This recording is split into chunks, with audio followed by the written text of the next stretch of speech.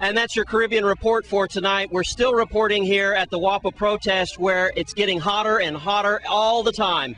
But earlier today, we got to take a look at what's happening at Crucian Rum as they, being the corporate sponsors that they are, gave a donation to the University of the Virgin Islands. Thank you very much, Jerome. We're at the headquarters of Crucian, and once again, Crucian, they're proving to be great corporate sponsors. Here with Dr. David Hall from UVI and Ms. Dion Jackson. Dion Jackson, sorry, sweetheart. And she represents UVI as well. And we all know the guy who's got wings waiting for him in heaven, Gary Nelthrop, him and his family. They've been hiring a local here for years.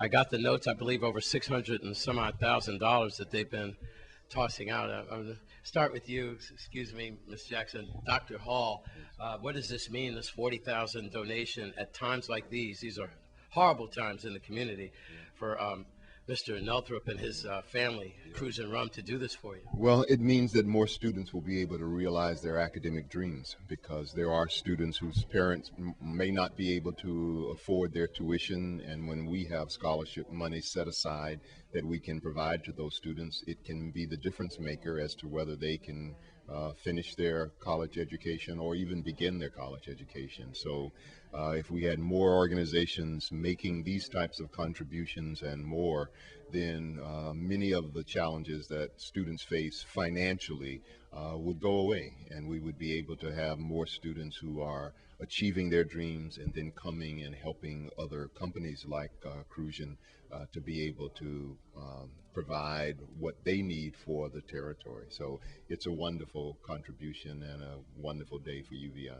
Yes, Ms. Jackson, your point of view on this $40,000, and it will go a long way at UVI. Absolutely.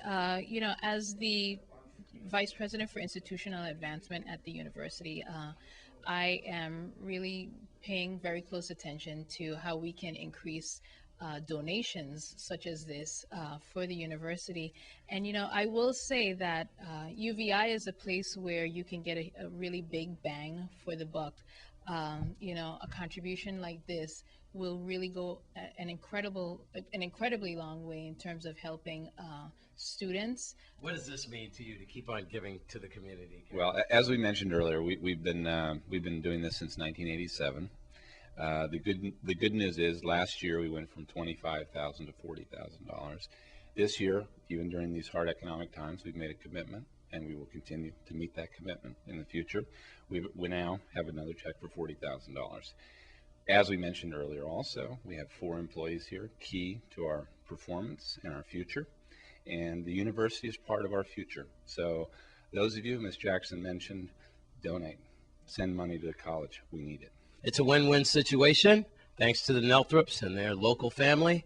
I'm Wes Small for News Channel 8. And Crucian Rum is being a great corporate sponsor. When we come back from this break, we'll take a look at your Sports 411 with more MBBA action.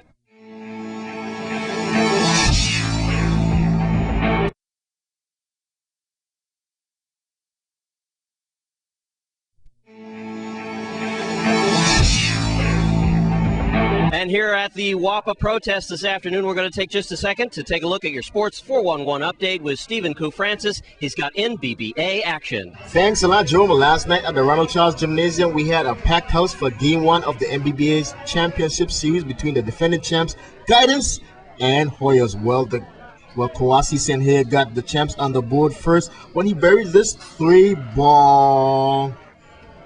Later, Senhir gave Kurt John, the tennis man, a taste of his own medicine. Get that shot out of here, oh buddy. Then Donald Henderson, the burger man, 3-ball tied it up at 5-all. Folks, the Hoyas closed out the quarter and a 17-7 run. Ouch! As they led 22-12 after 1.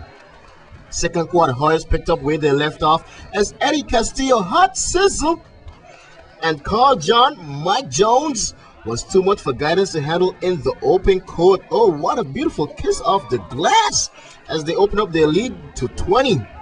Guidance made a late run at the end of the quarter, led by Kit Reimer, as Hoyas led 37-30 at the half. Third quarter, Guidance continued to chip away at Hoyas' lead. Reimer uses 2 hands just like Mom said. Look, Mom, 2 hands and the foul. Guidance just down by 4 after that, later, Hot Sizzle tells Shaquille Edwards, you better fasten your seatbelt, son, when you ride Air Castillo, or you will get thrown from your seat. Oh, that's just nasty, man. That's just nasty. That stuff should never, ever, ever happen. Ho-ho. Well, closing seconds of the third quarter, game tied at 50. Geoffrey Polanco pulls up and buries the free ball at the buzzer to give guidance the 53-50 lead. Wow, what a game. What a game. To the fourth quarter we go. 2:20 remaining. Guidance up 163-62. Carl John working the post. He gets the turnaround jump shot to go, giving Hoyas back the lead. Guidance then finds a wide open Edwards. He had all day long to shoot this one, and he dropped it like it's hot, giving Guidance a 2-point lead. Back come Hoyas. Hendrickson on the curl screen stops, pops, and drops the three to make it 4, as he was fouled in the process. What a game! Well, folks, his 4-point play put Hoyas up by 2, 69-67. Later, Reimer working the glass.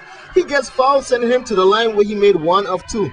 Well, after a missed shot by Hoyas, it was Guidance ball down 1 with 18 seconds left. Polanco, he got it to send here for the win. It hits the front of the rim, but Edwards is there on the boards. He gets blocked from behind by John, who was then whistled for the foul, sending Edwards to the line with 3 seconds left in the game with a chance to win it for Guidance. Folks, Edwards, he shot arms the first one. Oh, buddy, folks, you can feel the pressure. It's so thick in there, you can cut it with a knife. Second attempt touches every part of the rim before going in. We have a tied game. Last chance for Hoyas. Castillo and Edwards get tangled up. Both falls to the floor. No call. Time expired, and we are going to overtime. Well, folks, in the OT, Hoyas struck first as Castillo was rewarded for cherry picking. Then St. Hill gave back Guidance the lead with this 3-pointer. Man, oh man, what a game, what a game. But folks, that lead was short-lived as Hendrickson continued his hot shooting. This guy is on fire, in fuego, as Hoyas were able to pull it off in the OT with an 83-74 victory. Henderson, he led all players with 29 points. Castillo, he chipped in with 20 points. After the game, I spoke to both coaches. First, Coach Sammy for Hoyas, then Coach Bao of Guidance. Talk about the win. Well, the win was a big win. I kind of make a little mistake to the beginning with substitution, and that's why they get back into the game. But yesterday we had to fight, and Hoyas is a team, we like to fight, but sometimes we have to relax. We like to relax too, but we got a little too comfortable. And in the first half, but then we just had to battle back and win. Well, tough game, being one loss, man. You guys were down, battled back, and nearly pulled off the victory, but you ran out the gas in overtime, man. Talk about the game. Yes, we did it, and it's not about running out the gas, just taking, I think, some bad shots, but I think that the key was Hoyas with their veteranship. They want all the loose balls and all the little knocks and nicks that you do in a basketball game to win. Because at this level, both teams are almost equal. I mean, you could see from, we make a big three, they will make a big three. We'll make a big steal, they'll make a big steal. But at the end of the day, what it comes down to is how many more possession one team will have over the next, and how you create that by little turnovers. So the little nicks, knocking the ball out, getting the loose ball, Hoyas had the edge in that, and I think that was the edge because naturally we didn't shoot the ball well, but still we were good enough to win. So I give Hoyas credit, and they won the game on the floor. I guess they were more aggressive, so we'll see what happens Friday. So the action continues on Friday. You don't want to miss it. Going out and show your support. That's a look at your Sports 411 update. I'm Steve Francis from News Channel 8. Back to you, Jerome. Thanks, Koof. And as things heat up here at the WAPA protest, things are heating up in the Atlantic as well. We're going to take a look at your weather report when we come back.